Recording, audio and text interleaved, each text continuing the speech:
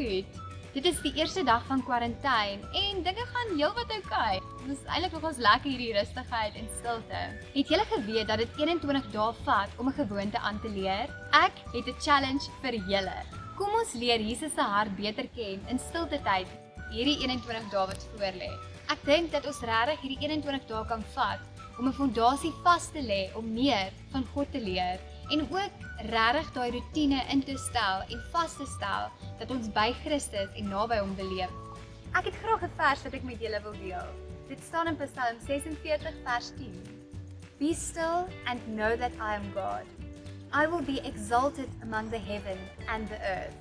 Wow, hoe awesome is dit nie? So kom ek wys jou waar's my stilte plekkie.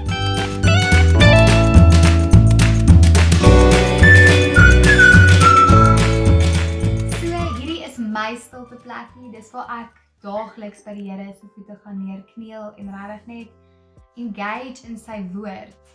So wat het ek als by my as ek te doen? Ek het my Bybel. Enige Bybel is fyn. Ek gebruik ek lees die Nuwe Lewende Vertaling, maar jy kan regtig enige Bybel lees, dit maak nie saak nie. Wat ook al jou pas. Natuurlik my notaboek waarin ek al my notas kan maak en iets wat vir my uitstaan en net regtig met die Here chat en alles met hom deel in my notaboek. En dan natuurlik my highlighter.